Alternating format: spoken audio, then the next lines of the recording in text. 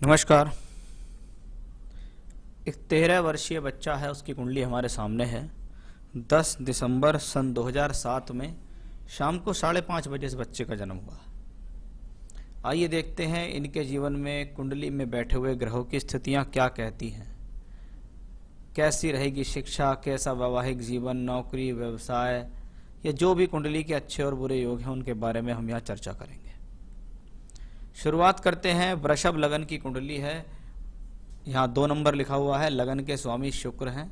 वहीं चंद्रमा कुंडली के अष्टम भाव में बैठा हुआ है, धनु राशि के अंदर है, 9 नंबर में बैठा है। स्वामी जो है वो बृहस्पति है। लगन में कोई भी ग्रह नहीं बैठा हुआ, स्थिर लगन है, शुक्र की राशि का लगन है। स्वभाव के तौर पे देखें तो व्यक्ति सौम्य स्वभाव का है। जबरदस्ती किसी से इलझना नहीं, कोई फालतू बात नहीं करनी है। नॉर्मली तौर पर कोशिश ये करता है कि शांत रहे, अपने काम से काम ज़्यादा रखे। क्योंकि स्थिर लगन है इसलिए किसी भी एक चीज़ में लंबे समय तक स्थिरता से कार्य करने में ये सक्षम होते हैं। लगन के ऊपर कोई प्रभाव नहीं है। लगन का मालिक छठे घर में है और छठे घर का मालिक भी छठे ही घर में है। इसको दोनों रूप से देखें। लग्नेश छठे में हो, जीवन में संघर्ष को बढ़ाता है। छठे घर का मालिक छठे घर में हो तो जीवन में अचीवमेंट्स मिलती हैं, संघर्ष करके सफलता मिलती है, कॉम्पिटिटिव एग्जाम में सफलता मिलती है। शत्रुओं को अपने ज्ञान के द्वारा, अपनी समझदारी के द्वारा व्यक्ति हरा देता है। उस लिहाज से ये अच्छा है। शनि की दृष्टि भी शुक्र के ऊपर आती है। शनि की दृष्टियों के लिए शास्त्र में कहा गया, यह ग्रह जिस भाव पर दृष्टि देता है उस भाव से संबंधित संघर्ष को पैदा करता है। अब ये शनि शुक्र को दृष्टि दे रहा है, शुक्र लग्नेश है, यानी फिर से जीवन को संघर्ष बनाने का एक कॉम्बिनेशन है। दूसरे लिहाज से देखें तो शनि योग कारक है। केंद्र और त्रिकोण का मालिक शनि है, जो कि चौथे घर में केतु के साथ बैठा है। वो योग कारक शनि शुक्र को दृष्टि देता है। जीवन में सफलता का योग भी यही ग्रह बनाता है। अब शनि और केतु का योग चौथे घर में अशुभ ग्रहों का होना अच्छा नहीं होता। ये आपके घर के सुख में कमी देता है। व्यक्ति का जन्म कहीं होता है, जाकर वो कहीं और रहता है। चाहे उसके पैदा होने के बाद मकान बदल जाए, चाहे शहर छूट जाए, या वो काम करने के लिए किसी दूसरी जगह चला जाए। शनि है योग कारक, केंद्र और त्रिकोण का मालिक है। इसलिए शनि अपनी दशांतर दशा में जातक को अच्छे परिणाम देंगे। लेकिन जब राहु केतु के साथ शनि की युति हो तो व्यक्ति को अपने कर्मों पर बहुत ज़्यादा कंट्रोल रखना चाहिए। एक वो कर्म जो आप अपनी प्रोफेशनल लाइफ को बनाने के लिए करते हैं, एक वो कर्म जो आप अपनी रोज़मर्रा ज़िंदगी में करते हैं। आप रोज़मर्रा ज़िंदगी में गलत कर्म कर रहे हो, किसी को परेशान कर रहे हो, किसी का दिल दुखा रहे हो, तो ये भी आपके कर्म हैं। वो सारी चीज़ें भी इसी कॉम्बिनेशन से देखी जाती हैं, तो उसका आपको ध्यान रखना होगा। राहु भी देखिए यहाँ चौथे दशम भाव में बैठा है, शनि की राशि में बैठा है और शनि चौथे घर में। इसलिए शनि की दशा में भूमि, जमीन, जायदाद से संबंधित प्राप्तियां होना या उनसे संबंधित कोई घटना जीवन में होना देखा जाता है। राहु केतु जब यहाँ चौथे और दशम से संबंधित हों, वहीं ये राहु केतु नवांश कुंडली में छठे और 12वें से संबंध होते हैं। तो कभी कभी ऐसा होता है शादी के बाद बच्चा किसी कारण से अपने जन्म स्थान या नेटिव प्लेस को छोड़कर दूसरी जगह जाके रहता है, ऐसा हम इसको कह सकते हैं। ये राहु केतु से संबंधित दशा मैरिड लाइफ के लिए भी कोई बहुत अच्छी नहीं मानी जाती है। चलिए बात करते हैं अब सूर्य बुध के योग की।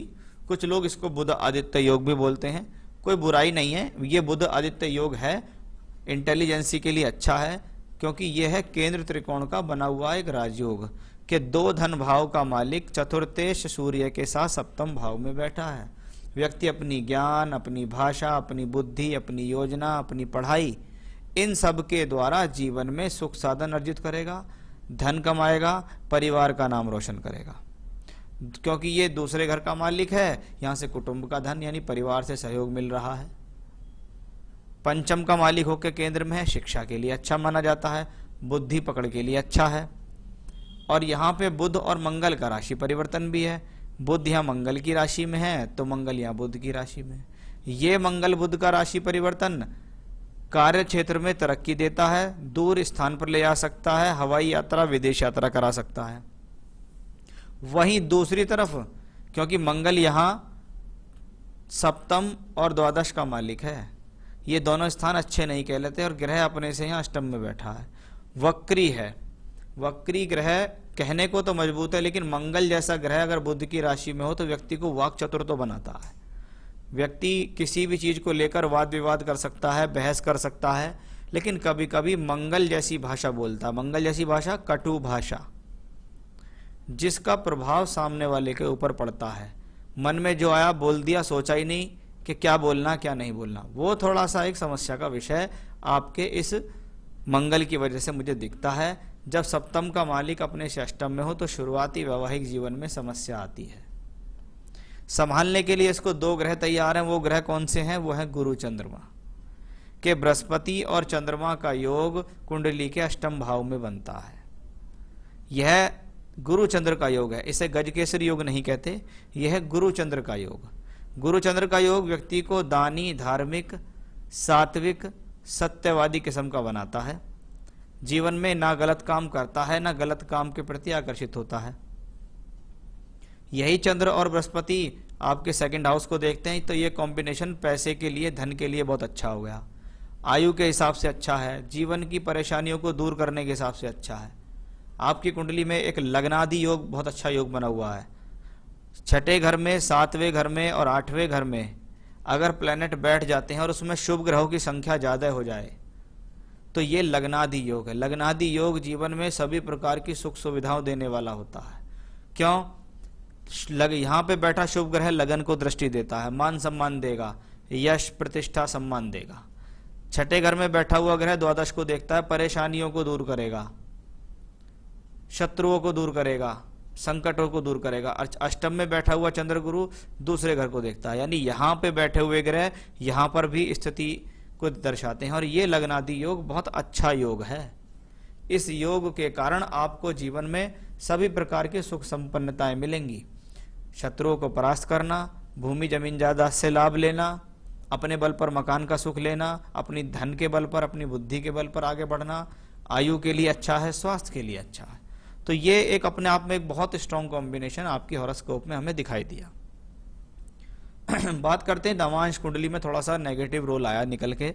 वो ये है कि सप्तम भाव का मालिक द्वादश भाव में राहु केतु एक्सेस पे गया, जिसके ऊपर शनि मंगल का प्रभाव है। ये कॉम्बिनेशन वैवाहिक जीवन के हिसाब से अच्छा नहीं होता। कुंडली मिलान करके विवाह करें, अन्यथा वैवाहिक जीवन की स्थितियां काफी हद तक बिगड़ जाएंगी। आपके लड़के की कुंडली में जो प्रॉब्लम है वो लड़की की कुंडली में ना हो, तभी वैवाहिक जीवन चलेगा। गुण मिलान के चक्कर में लग गए कि 28 गुण मिल गए, 30 मिल गए, शादी कर दो, तो प्रॉब्लम आएगी आपको जरूर। क्योंकि यहाँ लगन का मालिक भी अष्टम भाव में है, यानी लग्नेश अष्टम में, सप्तमेश द्वादश में और केंद्र स्थान खाली, यानी वैवाहिक सुख से संबंधित प्रॉब्लम इस चार्ट में मुझे अभी से दिखाई दी है। उसका निवारण क्या है? वही निवारण है, वो है कुंडली मिलान। दशा चल रही है शुक्र की, शुक्र की महादशा। शुक्र लग्नेश होके छठे घर में बैठा है। छठे घर में बैठा हुआ ग्रह अगर शनि से दृष्ट हो तो उसकी दशा अंतरदशा में हेल्थ इश्यूज आने की संभावना होती है। अभी शुक्र में राहु चल रहा है। जब शुक्र राहु का रोल किसी कुंडली में आया और बच्चे की उम्र 14-15 साल हो या जवानी में हो, तो ऐसे में व्यक्ति पे जवानी जैसे गुण दिखते हैं। उसका आकर्षण भौतिक सुखों के प्रति जाता है। अच्छा खाना, अच्छा पहनना, आज के समय में मोबाइल, टीवी, इंटरनेट, यूट्यूब, मौज मस्ती, यारी दोस्ती, खिलौने, गेम्स, ये चीज़ों के प्रति व्यक्ति का ज़्यादा आकर्षण बढ़ता है। और क्योंकि उम्र 14 वर्ष के आसपास है तो इसमें कोई डाउट नहीं है, व्यक्ति की ये वो उम्र है जिसमें उसका अपोजिट सेक्स के प्रति भी आकर्षण बढ़ता है। तो वो चीज़ इसमें दिखाई देती है। कोई बुराई नहीं है, लेकिन हाँ ये कॉम्बिनेशन झलक रहे हैं कुंडली में तो वो दिखाई देंगे। पढ़ाई अपनी जगह चलती रहेगी, लेकिन ये चीज़ भी अभी दिखाई दे रही है। अभी तो बच्चे की उम्र है, इसे तो मैं नादानी की ही उम्र कहता हूँ। आगे जो भी दशाएं आ रही हैं वो पढ़ाई के लिहाज से ठीक है, क्योंकि शुक्र की दशा 2033 तक है। 33 का मतलब है जीवन के 26वें वर्ष तक यही दशा चलेगी। इसी में इनकी एजुकेशन होनी है, क्योंकि ग्रह छठे घर में है तो कॉम्पिटिटिव एग्जाम में सफलता के योग हैं। इनको अवश्य ही कंपटीशन एग्जाम में दिलवाना चाहिए, क्योंकि इस कुंडली में सरकारी नौकरी प्राप्त करने के बहुत अच्छे योग दिखाई दे रहे हैं। अभी शुक्र की दशा है, आगे सूर्य चंद्र आएगी, तो इसका मतलब कुंडली में नौकरी करने के योग ज़्यादा हैं, बिजनेस करने के योग कम हैं, साथ ही साथ जीवन में सरकारी नौकरी को प्राप्त करने के भी योग अच्छे खासे आपकी कुंडली में बने हुए हैं। आपको इसके लिए अवश्य तैयारी करनी चाहिए, उसमें आपको सफलता मिलेगी। तो शिक्षा, नौकरी, व्यवसाय के हिसाब से मैंने आपको बताया है, शादी के हिसाब से भी मैंने आपको बताया। थोड़ा सा मैं शादी का और आगे ले चलता हूँ आपको, क्योंकि जब कुंडली में इस तरीके के कॉम्बिनेशंस हों, यहाँ भी दिखता है, यहाँ भी दिखता है, तो कभी कभी वैवाहिक जीवन में डिले हो जाता है। तो 26वें वर्ष तक शादी से संबंधित कोई स्ट्रांग कॉम्बिनेशन नहीं है। फिर आती है सूर्य की महादशा। सूर्य कहाँ है कुंडली में? सूर्य यहाँ बैठे हुए हैं, मंगल के साथ बैठे हुए हैं, शनि से दृष्ट है, यानी सूर्य के ऊपर कुछ पाप ग्रहों का प्रभाव है। लेकिन जब आपको सूर्य में बृहस्पति, शनि, बुध, यानी 2035 का मतलब है 28वें वर्ष के बाद जो है शादी से संबंधित योग ज़्यादा बनते हैं। तो ज़्यादा अच्छा यही रहेगा, उससे पहले का इनको ज़्यादा से ज़्यादा समय दिया जाए पढ़ाई के लिए, एजुकेशन को बढ़ाने के लिए, तैयारी के लिए, नौकरी के लिए। और ये कोई ज़्यादा बड़ी बात नहीं है, 28-30 साल की उम्र में नॉर्मली लड़कों की शादी होती भी है। जो अपने जीवन में अपने करियर को बनाते हैं, सफलता हासिल करते हैं, उनके साथ ये कॉम्बिनेशन बहुत ज़्यादा आम हो चुका है। तो उस लिहाज से ये कॉम्बिनेशन शादी के हिसाब से मैंने आपको बता दिया कब का योग बनता है, कुंडली मिलान करके आपको विवाह करना है। सरकारी नौकरी के हिसाब से भी अगर मैं देखें, क्योंकि एक 18 साल का बच्चा 12th पास कर लेता है, यानी 2025 शुक्र में बृहस्पति की दशा में इनका 12th हो जाएगा।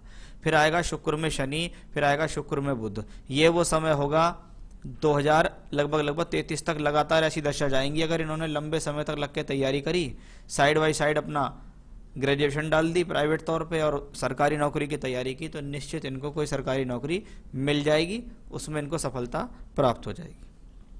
तो अभी ये 13 साल के हैं, 8th में पढ़ते हैं, इनका भविष्य मेरे हिसाब से बेहतर है, घबराने की कोई ज़रूरत नहीं है। नौकरी के क्षेत्र का टारगेट लेके चलो, सरकारी नौकरी की तैयारी का टारगेट लेके चलो कि अच्छी जगह कोचिंग करानी है, 12th के बाद ही कोचिंग में लगा दो, 3-4 साल करके बहुत बढ़िया नौकरी कर लेगा। जहाँ ग्रेजुएट हो गया वहाँ ग्रेजुएशन लेवल के भी एग्ज़ाम क्रैक कर लेगा। चलिए, ये तो था आपका हॉरोस्कोप का एनालिसिस, सवालों के जवाब, कुंडली में कौन से ग्रह कहाँ बैठे हैं, कोई दोष नहीं है।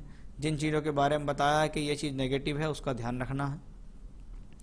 बच्चे को अभी सिर्फ इतना कहना है कि हनुमान चालीसा का पाठ करो बेटा रोजाना, बाकी कुछ करने की ज़रूरत आपको नहीं है।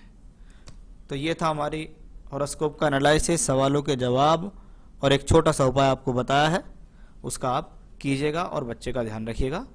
नमस्कार।